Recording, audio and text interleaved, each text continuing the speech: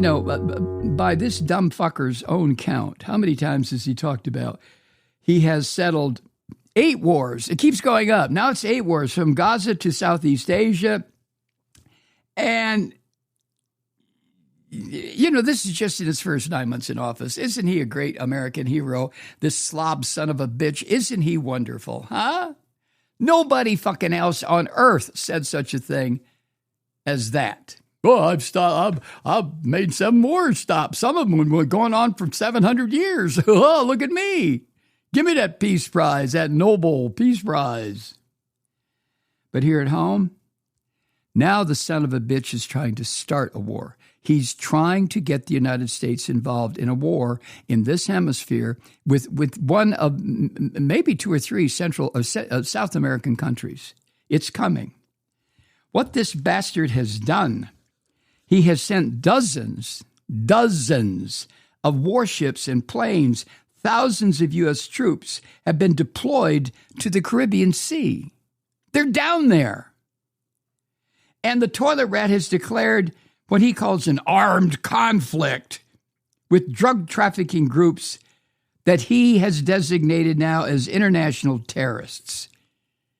So, and after setting the stage for this shit, he and this drunk fucking Hegseth that runs the War Department, they've used U.S. air attacks to blow up at least 7 boats that Trump says, well, they were carrying drugs. Boats in international waters from Venezuela.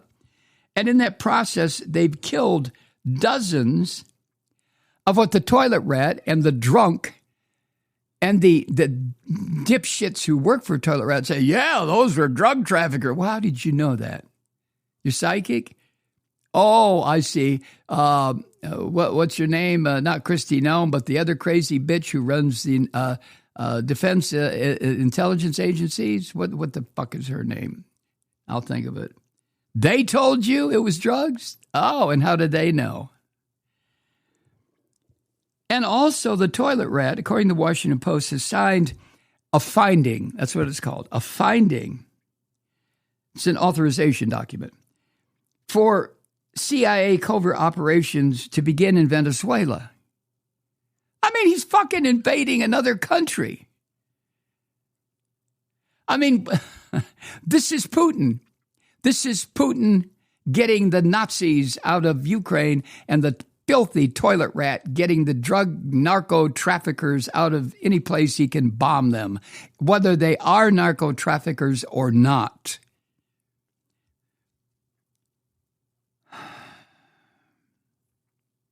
Well,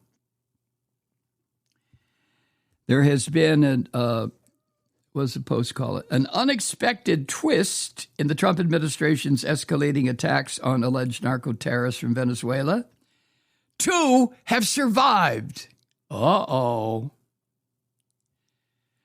2 so-called narco terrorists. What are they going to be, fucking fishermen?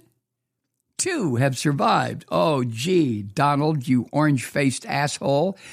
Your murder spree wasn't quite efficient enough. A couple of witnesses. Never. How many times I'm going to tell you? Never leave a witness, all right? Jesus Christ. Last week, this filthy pig said, quote, I authorized it for 2 reasons. Venezuelan is the worst abuse of open border policies under the Biden administration. They've emptied their prisons and their mental institutions and insane asylums and sent all them people to the United States. And the other thing is drugs. We have a lot of drugs coming in from Venezuela, end quote. Yeah, well, ask your fucking bastard namesake. Ask Donnie Jr. how many fucking cocaine lines he's honked up his snout in the past, 24 hours. Jesus. And then somebody asked, some ridiculous ass member of the White House press corps, I guess, which has become a gaggle of fucking blowjob artists, in my opinion. But this one asked have you authorized the CIA to take out Maduro? Take out? Well, why not? Why not, you White House geek fuck? Why not say kill Maduro? And then the toilet rat answered. He said, well, that's a ridiculous question for me to answer, but I think Venezuela is feeling the heat. Oh, Jesus Christ. Oh my God. It's just unending. But if as this situation with Venezuela, or is it Colombia, or could it be Ecuador, or maybe Bolivia, as these potentially devastating situations continue to evolve and develop thanks to this filthy, monstrous Donald Trump, just remember the imaginary conversation that I just related to you about what Putin told him to do. Start a fucking war, dude. I mean, I had to do it in Ukraine. My good buddy Netanyahu had to start killing Palestinians to keep his ass out of prison. And, of course, Putin doesn't have to worry about ever giving up his office of president, or whatever the fuck it's called, in this slave labor camp called Russia. He doesn't have to worry about that. But it always helps. It always helps the leader of a country if that leader can claim, hey, I'm involved in protecting our country and making sure that our moms and kids and toddlers and babies don't get destroyed by this evil, fill in the blank. Palestinians, Ukrainians, narco-terrorists. Jesus Christ.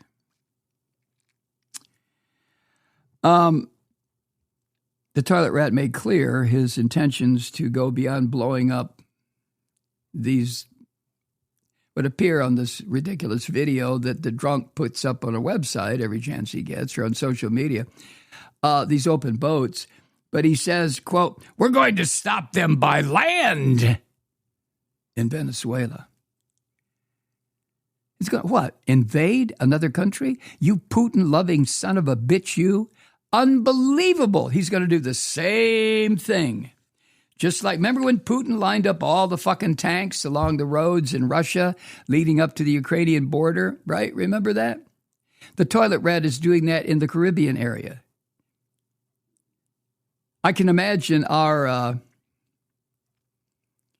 so-called allies, other terrorists who operate countries in Central America, are willingly giving over land and territorial waters so that the toilet rat and the fucking drunk can send all these troops down there ready to invade. I can't believe that commanding officers who control these troops are going to follow through when this savage idiot, Donald Trump, orders an invasion. I can't believe it. That'll be the time when I completely lose my faith in the last institution in this country that I still have somewhat faith in. And it's not just the institution, it's the leadership that I have the faith in. And that's the U.S. military. Well,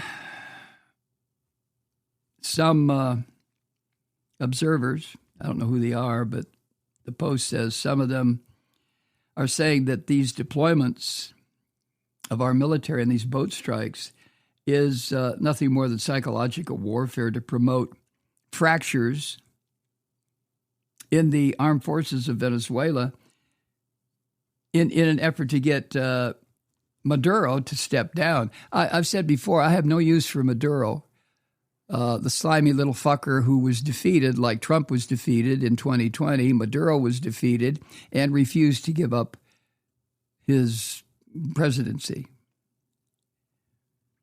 But the toilet rat has not said anything that would alleviate the concerns the United States is going to launch a full-scale military operation. He hasn't said a thing. Now, I know that a lot of people in the international community, they say, well, you got to be careful of Donald Trump. It's the Trump crazy shit. You never know what he's going to do. Oh, we have to be very careful. Let's just tiptoe around and try not to attract his attention. Jesus Christ.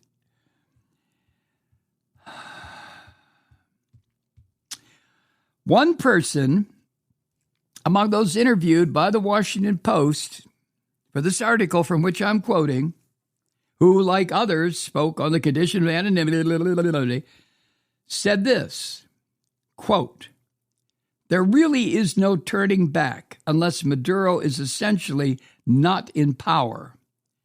At the end of the day, if you have authority to take out cartel runners, you can take out the cartel boss." End quote. Now, is Maduro a narco-terrorist cartel boss? Well, I still consider myself a citizen of the United States, and I still believe that we have certain rules that apply when we've decided we're going to go kill somebody. If the state is going to kill them, they have to have been found guilty of a particularly heinous murder. If the United States is going to declare war on someone, there has to be a fucking reason, or is that just very quaint kind of back then idea? Come on, Malloy, you're so fucking old. You remember when declarations of war were necessary. You remember when authorizations for force were necessary. You remember when there had to be some preempting moment that caused the United States government to convulse, even if it's a fucking lie, the way George Bush got us into Iraq. Well, he tried to kill my dad. Jesus, God. Hi, Truth Seekers. Mike Malloy here. You know, the Progressive Voices Network brings you commercial-free commentary from today's leading progressive radio hosts and pundits, like me, Mike Malloy, 24 hours a day. I'm not your typical old guy from the 80s or the 90s talk radio host, and Progressive Voices is not your typical talk radio network. It's a listener-supported nonprofit with no corporate control whatsoever over our broadcast. So hosts like me, Mike Malloy, are free to rant and scream and carry on about whatever we like. We're often controversial, but we're never boring. Weeknights, 9 p.m. in the East, 6 p.m. in the West on the Progressive Voices Network. Always progressive, always on. I'm Mike Malloy. Keep it lit.